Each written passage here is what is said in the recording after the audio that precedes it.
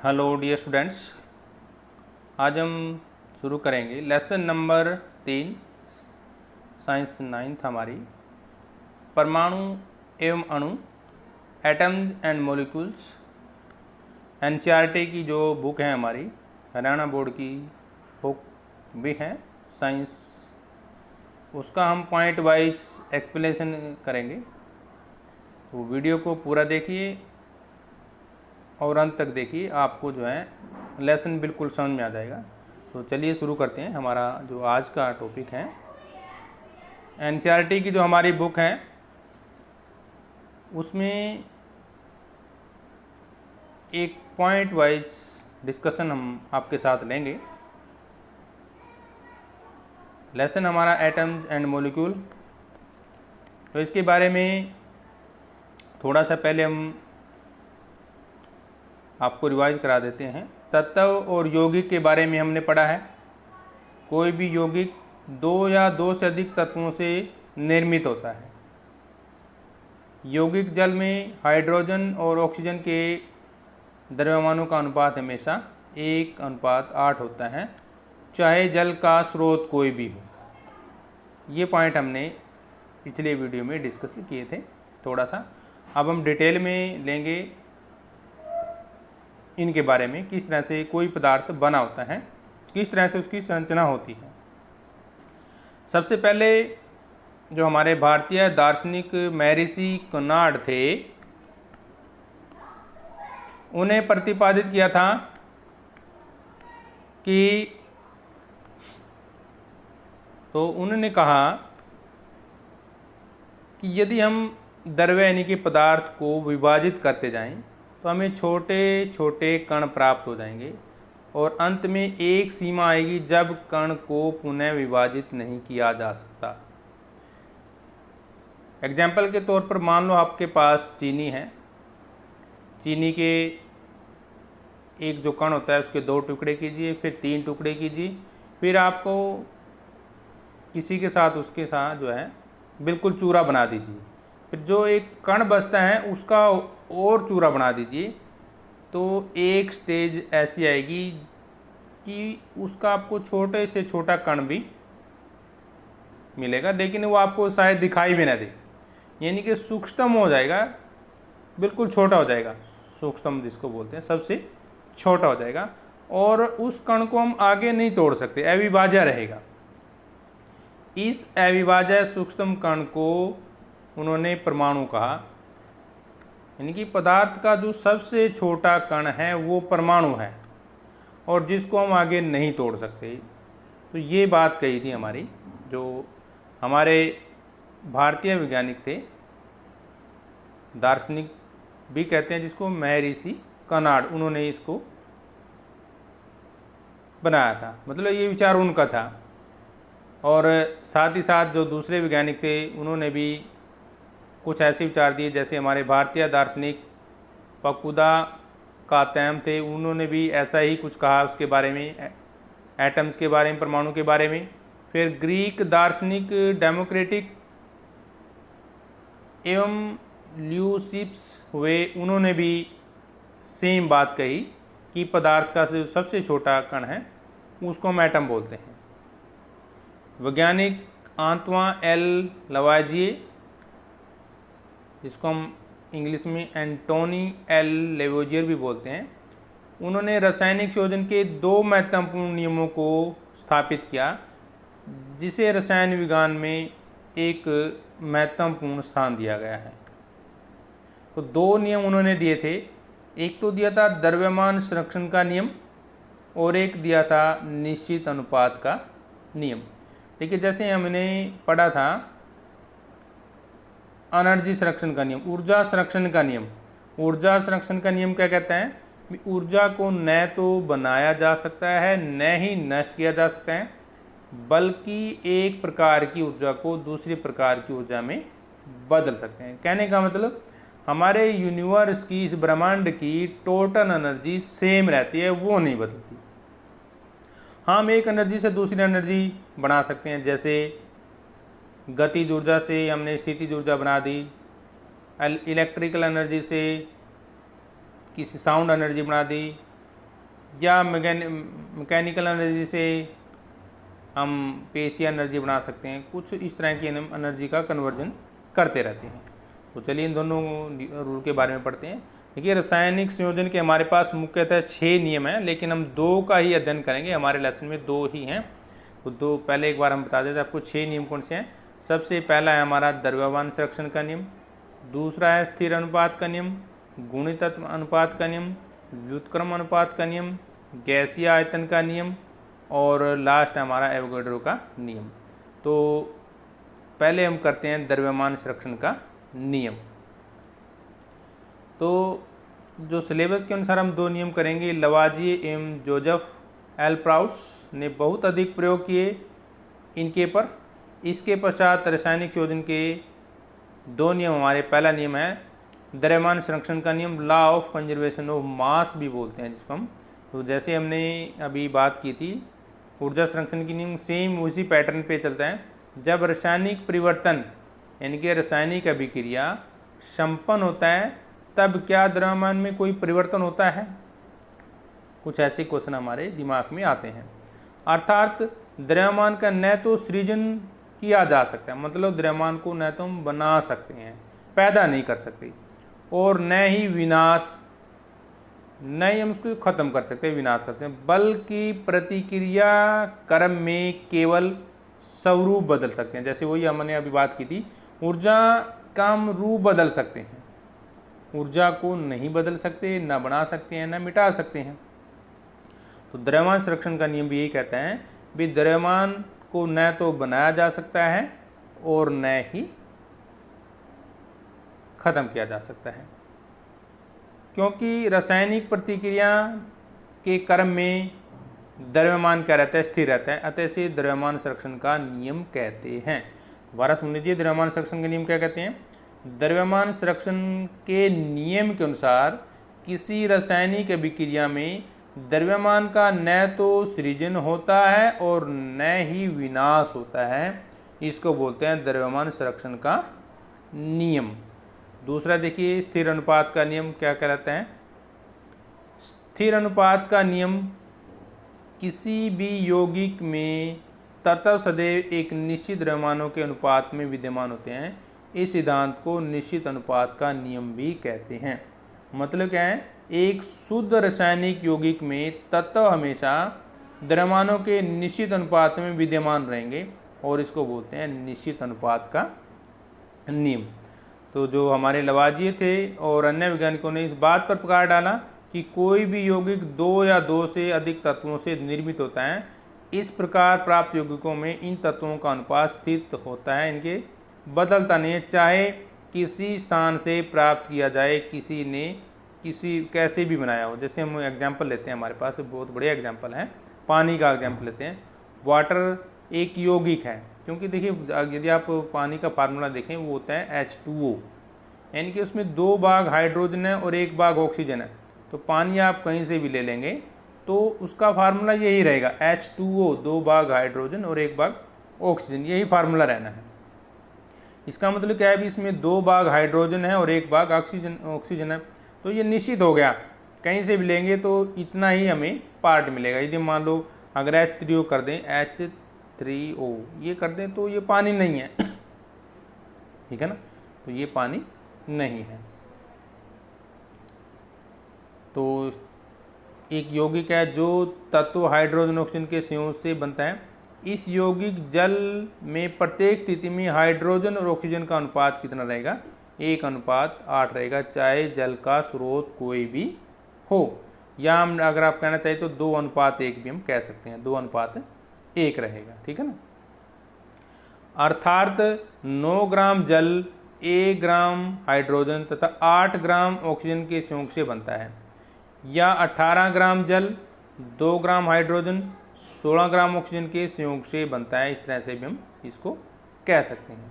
दूसरा एग्जाम्पल देखिए हमारे पास, इसी प्रकार सल्फ्यूरिक अम्ल जो हमारे पास है HCl बोलते हैं हाइड्रोजन क्लोराइड में, हाइड्रोजन क्लोरीन का अनुपात हमेशा 1:35.5 होगा, अर्थात 73 ग्राम हाइड्रोक्लोरिक अम्ल में सदैव 2 ग्राम हाइड्रोजन और 37 ग्राम क्लोरीन रहेगी। तो ये है हमारे पास स्थिर अनुपात का नियम। दूसरा एग्जाम्पल हम अमोनिया का भी ले सकते हैं। अमोनिया NH3 में नाइट्रोजन तथा हाइड्रोजन का अनुपात हमेशा कितना रहेगा, 14:3 रहेगा, यानी कि 14:3 होगा। अर्थात 17 ग्राम अमोनिया के निर्माण में 14 ग्राम नाइट्रोजन और 3 ग्राम हाइड्रोजन की जरूरत पड़ती है। अब करते हैं हम डाल्टन का जो परमाणु सिद्धांत है, डाल्टन ने परमाणु के बारे में क्या कहा था। देखिए, डाल्टन एक बहुत ही अच्छे वैज्ञानिक रहे हैं, एक बहुत ही फेमस साइंटिस्ट हुए हैं। उन्होंने परमाणु के ऊपर अनेक खोजें की और परमाणु के बारे में हमें काफ़ी जानकारी दी। तो जो डाल्टन थे, डाल्टन ने परमाणु सिद्धांत का जो नियम दिया उसमें उसने कहा कि सभी परमाणुओं का द्रव्यमान एवं रासायनिक गुणधर्म होते हैं। चाहे कोई भी पदार्थ हो उसमें द्रव्यमान भी होगा और रासायनिक गुण होंगे, परंतु भिन्न भिन्न तत्वों के परमाणुओं के द्रव्यमान और रासायनिक गुणधर्म भिन्न भिन्न होते हैं। यह द्रव्यमान संरक्षण के नियम की परिभाषा के अनुसार है। तो जो उन्होंने नियम दिया था वो अभिगृहित निश्चित अनुपात का नियम भी दिया था। उसका मतलब क्या है कि किसी भी यौगिक में परमाणुओं के सापेक्ष संख्या एवं प्रकार निश्चित होते हैं, यह निश्चित अनुपात का नियम भी कहलाता है। तो मुख्य रूप से जो उन्होंने हमारे पास थ्योरी दी थी, डाल्टन साहब ने सिद्धांत दिए थे, उसकी मुख्य पॉइंट क्या है। सबसे पहला पॉइंट है हमारे पास, सभी द्रव्य यानी कि पदार्थ परमाणुओं से निर्मित होते हैं। ऐसा कोई पदार्थ नहीं है जो परमाणुओं से न बना हो, तो सभी पदार्थ परमाणुओं से मिलकर बने रहते हैं। दूसरा उन्होंने कहा, परमाणु अविभाज्य सूक्ष्म कण होते हैं जो रासायनिक अभिक्रिया में न तो सृजित होते हैं और न ही उनका नाश होता है। यानी कि जो द्रव्यमान संरक्षण का नियम यहाँ भी बात की जा रही है। ठीक है, मतलब सबसे छोटा है और उसको आगे नहीं तोड़ा जा सकता, और रासायनिक अभिक्रिया में न तो उसका सृजन होता है और न ही नाश होता है। थर्ड नियम उसने क्या दिया, दिए गए तत्व के सभी परमाणुओं का द्रव्यमान एवं रासायनिक गुणधर्म समान रहेंगे, बदलेंगे नहीं। और चौथा जो उन्होंने पॉइंट दिया हमारे पास वो क्या था, भिन्न भिन्न तत्वों के परमाणुओं के द्रव्यमान और रासायनिक गुण भिन्न भिन्न होते हैं, अलग अलग। मतलब कोई तत्व जैसे हमारे पास ऑक्सीजन है, उसका द्रव्यमान अलग होगा, उसके गुणधर्म अलग हो गए। हाइड्रोजन लेंगे, उसका द्रव्यमान अलग होगा और उसके गुणधर्म अलग होंगे। मतलब हर तत्व का या परमाणु का कहें हम, रासायनिक गुण अलग अलग होते हैं, परमाणु के द्रव्यमान अलग अलग होते हैं। जो पांचवा नियम क्या था, भिन्न भिन्न तत्वों के परमाणु परस्पर छोटी पूर्ण संख्या के अनुपात में छोड़कर यौगिक बनाते हैं। जैसे हमने पानी की बात की थी, तो यौगिक बन गया 2 भाग हाइड्रोजन और 1 भाग ऑक्सीजन मिलाते हैं तो पानी का निर्माण होता है, जल का निर्माण होता है। छठा पॉइंट हमारे पास क्या है, किसी भी यौगिक में परमाणुओं की सापेक्ष संख्या एवं प्रकार निश्चित होते हैं, जिसको हम अभिगृहित निश्चित अनुपात का नियम भी कहते हैं। अब बात करेंगे परमाणु क्या होता है। तो परमाणु की परिभाषा हमने जो अब जैसे कि हमने कई साइंटिस्टों के बारे में पढ़ा, अलग अलग डेफिनेशन हमारे पास आई है परमाणु की, लेकिन सबका एक ही कॉमन पॉइंट रहा है कि परमाणु सबसे छोटा होता है। ठीक है ना। तो परमाणु क्या हो जाएगा, परमाणु क्या है, परमाणु द्रव्य यानी कि पदार्थ का सूक्ष्म कण होता है। सभी प्रकार के द्रव्य पदार्थ परमाणुओं से निर्मित होते हैं। परमाणु सभी द्रव्यों की रचनात्मक इकाई होती है। ठीक है ना। देखिए, परमाणु का आकार बहुत छोटा है और इसको हम अपनी आंखों से नहीं देख सकते। इसका आकार इतना छोटा होता है कि इसकी त्रिज्या को हम नैनोमीटर में मापते हैं। नोट कर लीजिए, शॉर्टकट में नैनोमीटर लिखते हैं। इसकी त्रिज्या को नैनोमीटर में मापते हैं, जहाँ पर जो 1 नैनोमीटर है वो किसके बराबर होता है, 10⁻⁻⁹ यानी कि 10 की शक्ति -9 मीटर के बराबर होता है 1 नैनोमीटर। देखिए, जिसकी पावर 10 की शक्ति -9 है तो कितना छोटा होगा वो। अब हम आधुनिक तकनीकों की सहायता से तत्वों के सही आवर्धित प्रतिबिंब को भी देख सकते हैं और उनके जो परमाणु हैं उनको भी अच्छी तरीके से देखा जा सकता है। नेक्स्ट पॉइंट देखिए क्या कहता है इसमें, द्रव्य का सूक्ष्मतम यानी कि सबसे छोटा तथा अविभाज्य कण जो उस द्रव्य का या द्रव्य के सभी अभिलाक्षणिक गुण रखता है परमाणु कहलाता है। ये है हमारी परमाणु की परिभाषा। क्या है परिभाषा? पदार्थ का सबसे छोटा कण है और जिसको आगे नहीं तोड़ा जा सकता और जो उस पदार्थ के सभी गुणों को रखता है वो परमाणु कहलाता है। मान लो आप चीनी का एक टुकड़ा है, उसके हजारों टुकड़े लाखों टुकड़े कर देते हैं, तो जो चीनी का बड़ा टुकड़ा है और जो सबसे छोटा टुकड़ा है, दोनों में सेम गुण रहेंगे, उसमें कोई बदलाव नहीं होंगे। और परमाणु को अंग्रेजी में एटम कहते हैं। एटम, एटॉम्स इंग्लिश का वर्ड है, एटम्स यानी कि एटॉम्स। तो इसका मतलब क्या हो गया? टॉम्स एक ग्रीक शब्द है जिसका अर्थ है काटना, टू कट। इस ग्रीक शब्द टॉमस में उपसर्ग ए लगा हुआ है जिसका अर्थ है नहीं होता, इनके ए मैंने नहीं। एटॉम्स यानी कि अभाज्य का पूर्ण अर्थ अविभाज्य है। तो ये होगी डिक्शनरी के अनुसार इसकी डेफिनेशन। अब चलते हैं नेक्स्ट पॉइंट, परमाणु कितने बड़े होते हैं और परमाणु का आकार। जैसे अभी हमने बात की थी, परमाणु एक सबसे छोटा कण होता है जिसको हम अपनी आंखों से नहीं देख सकते, नंगी आंखों से नहीं देख सकते, सूक्ष्मदर्शी का यूज करते हैं और उसको हम नैनोमीटर में मापते हैं, इसकी जो त्रिज्या होती है। और एक नैनोमीटर किसके बराबर होता है? 10⁻⁻⁹ मीटर के बराबर होता है। अब थोड़ी सी टेबल देख लीजिए, अलग अलग तत्वों के परमाणु किस तरह होते हैं त्रिज्या मीटर में। हाइड्रोजन देखिए सबसे छोटा दिखाई दे रहा है यहाँ पर, 10⁻⁹ मीटर त्रिज्या होती है। और पानी का जो सबसे छोटा कण होगा 10⁻⁹ 10⁻⁹। हीमोग्लोबिन जिसको हम अपना ब्लड भी बोलते हैं 10⁻⁸ हो जाएगा। रेत के कण 10⁻⁴। ये हमारी त्रिज्या मीटरों में चल रही है। चींटी की यदि हम बात करें तो 10⁻³ और सेब की यदि बात करें तो 10⁻⁻1। ये कुछ पदार्थों के तत्वों के परमाणुओं की जो साइज है उसके बारे में बात कर रहे हैं। अब नेक्स्ट टॉपिक हमारे पास, विभिन्न तत्वों के परमाणुओं के आधुनिक प्रतीक क्या हैं। देखिए प्रतीक क्या होता है? प्रतीक का मतलब संकेत होता है। प्रतीक का मतलब संकेत। तो हम कई बार संकेत में लिख देते हैं, जैसे मान लो हमें सितारे दिखाने हैं, जो हमारे तारे होते हैं ना, उनको दिखाना, तो हम कई बार इस तरह से भी दिखा देते हैं। तो ये अलग अलग तत्वों के अलग अलग चिन्ह बनाए गए हैं, उनको पहचानने के लिए बनाए गए हैं। तो उनके बारे में थोड़ा सा ले लेते हैं। तो इम्पोर्टेंट क्वेश्चन है, कई बार एक नंबर में आ जाता है। तो हाइड्रोजन को जो जॉन डाल्टन थे, प्रथम वैज्ञानिक थे जिन्होंने तत्वों के प्रतीकों का अत्यंत विशिष्ट अर्थ दिया। जैसे मान लो यदि हमें हाइड्रोजन दिखाना है तो ये सर्कल के अंदर बिंदी दिखाते हैं, तो इसका मतलब वो हाइड्रोजन है। और सर्कल को यदि हम तो हल्का सा डायरेक्ट कर दें वो क्या हो जाएगा? कार्बन। और यदि उसको खाली छोड़ दें तो क्या हो जाएगा? ऑक्सीजन। यदि हमें फास्फोर दिखाना है तो ये इस तरह से 3 सर्कल में डंडियाँ बनाई जाती हैं। सल्फर दिखाना है तो एक दूसरे के परपेंडिकुलर दिखेगी। आयरन दिखाना है तो आई लिख दिया सर्कल में। कॉपर दिखाना है तो सी।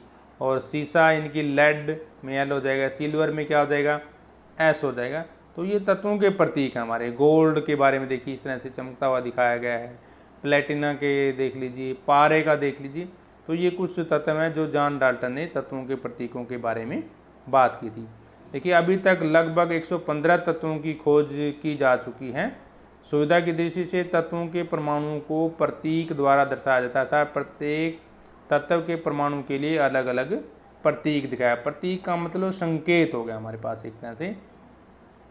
देखिए तत्वों की संख्या आप बुक से भी, एनसीईआरटी बुक से भी आप जो है वेरीफाई कर सकते हैं, टोटल कितनी होती है, तो वहाँ से भी आप इसको वेरीफाई कर सकते हैं। जॉन डाल्टन जो एक फ्रांसीसी वैज्ञानिक थे, सबसे पहले प्रतीक का चिन्ह का सुझाव दिया कि हमें जो तत्व होते हैं उनके प्रतीक का चिन्ह का हमें पता होना चाहिए, ताकि बाद में हमें उनको ना लिखना पड़े, आसानी से उनको देख भी सकें। बाद में जो हमारे बर्जीलियस थे उन्होंने सुझाव दिया कि तत्वों को उनके नाम के पहले अक्षर या 2 अक्षरों से निरूपित किया जा सकता है। जैसे मान लो हाइड्रोजन है, हाइड्रोजन में पहला अक्षर क्या है? एच है। हीलियम में HE ले लिया उन्होंने भी, ताकि दोनों में अंतर दिखाया जा सके। हाइड्रोजन में H ले लिया, हीलियम में HE ले लिया। तो ये इसका सिंबल हो गया, संकेत हो गया दिखाने के लिए। तो उन्होंने कहा भी पहला अक्षर भी ले सकते हैं या पहले 2 अक्षर भी हम ले सकते हैं, तो इस तरह से उसने उसको बांट दिया। प्रारंभ में तत्वों का नामकरण उसके सर्वप्रथम पाए जाने वाले स्थान पर की गई। जैसे ये देखा गया भी किस तरह से, जैसे भी कॉपर है हमारे पास, ठीक है ना, कॉपर यानी कि तांबा के साइप्रस में पाए जाने से उसका नाम कॉपर रख दिया गया, क्योंकि ये साइप्रस में मिलता है इसलिए क्या रख दिया, उसका नाम कॉपर रख दिया।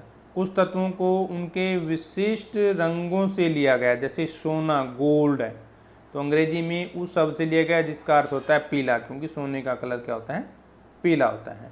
इसी प्रकार हमारा जो है international union of pure and applied chemistry, याद कर लीजिए IUPAC की कई बार फुल फॉर्म लिखनी आ जाती है, तो आप लिखेंगे international union of pure and applied chemistry. तत्वों के नामों को स्वीकृति प्रदान करती है आजकल ये, तो 1 नंबर में क्वेश्चन आ जाता है। तो तत्वों को नाम को कौन करता है, IUPAC यानी कि international union of pure and applied chemistry.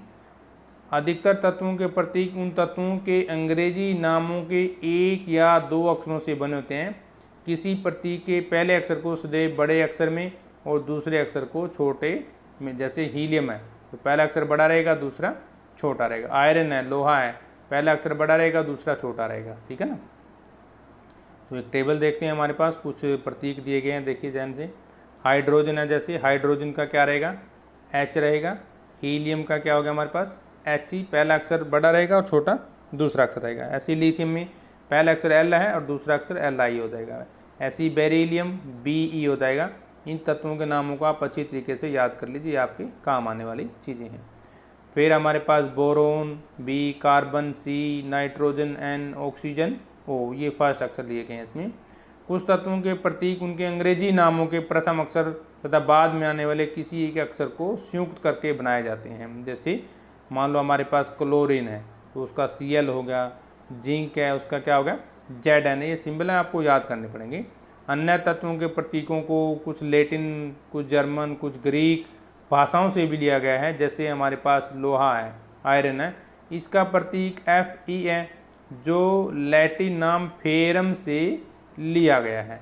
इसी प्रकार सोडियम का क्या है, Na, पोटेशियम का क्या है, K, तो सोडियम नेट्रियम से बनता है और पोटेशियम केलियम से बनता है, जिसको हम K लिखते हैं, ठीक है ना। इस प्रकार प्रत्येक तत्व का नाम और जो अद्वितीय नाम है किस तरह से लिया गया है हम देखते हैं। देखिए आप देख रहे होंगे, जैसे सोडियम है तो नाम कहाँ से लिया गया, नेट्रियम से लिया गया, इसलिए Na आ गया हमारे पास। तांबा कॉपर है तो क्यूपीरियम से लिया गया है, उसका मतलब क्या हो गया, शू यानी कि Cu, कॉपर। पोटेशियम कैलियम से लिया गया है इसलिए K लिखा जाता है। चांदी यानी कि सिल्वर अर्जेंटम से लेते हैं इसलिए Ag लिखा गया है हमारे पास। और लोहा है जैसे हमारे पास, वो फेरम से लिया गया है, Fe लिखते हैं। सोना है उसको ओरम से लिया गया है, Au लिखते हैं। तो इस तरह से जो तत्वों के नाम हम आसानी से लिख सकते हैं और तत्वों के बारे में हम नेक्स्ट चैप्टर में जो है बिल्कुल डिटेल में चर्चा करेंगे। अब बात करते हैं परमाणु द्रव्यमान की। परमाणु द्रव्यमान क्या होता है। डाल्टन के परमाणु सिद्धांत की सबसे विशेष संकल्पना परमाणु द्रव्यमान की थी। डाल्टन ने परमाणु सिद्धांत के अनुसार प्रत्येक तत्व का एक अभिलाक्षणिक परमाणु द्रव्यमान होता है, उसने ये बात कही थी। तो किस तरह से ये इसका निर्धारण करते हैं, देखिए चलते हैं पढ़ते हैं। किसी परमाणु का द्रव्यमान निकालना अपेक्षाकृत एक कठिन कार्य था, इसलिए रासायनिक संयोजन से उत्पन्न यौगिकों द्वारा सापेक्ष परमाणु द्रव्यमानों को ज्ञात किया गया और इसके लिए एटॉमिक मास यूनिट का यूज किया गया। परमाणु द्रव्यमान को अंग्रेजी में एटॉमिक मास यूनिट कहा जाता है, नोट कर लीजिए। परमाणु द्रव्यमान को इंग्लिश में एटॉमिक मास यूनिट कहा जाता है और शॉर्टकट में हम लिखते हैं इसको AMU, शॉर्टकट में AMU यानी कि एटॉमिक मास यूनिट। अतः शुरू में परमाणु के द्रव्यमान के अंग्रेजी के नाम के से शुरू किया गया AMU परमाणु द्रव्यमान के रूप में उपयोग किया जाने लगा। लेकिन जैसे कि हम बात कर रहे थे, जो हमारी international union of pure and applied chemistry यानी कि IUPAC है, international union of pure and applied chemistry है, विशुद्ध एवं व्यवहारिक रसायन शास्त्र का अंतर्राष्ट्रीय संगठन है। ये के अनुमोदन के पश्चात केवल U शब्द रह गया परमाणु द्रव्यमान को दर्शाने के लिए, ठीक है ना। संकेत के में यू यूज़ करते हैं आजकल, कई बार कई बुक में AMU लिखा हुआ है, बात एक ही है दोनों में। तो यू का अर्थ यहाँ पे लिया गया है यूनिफाइड मास, यूनिफाइड द्रव्यमान या मास बोलते हैं।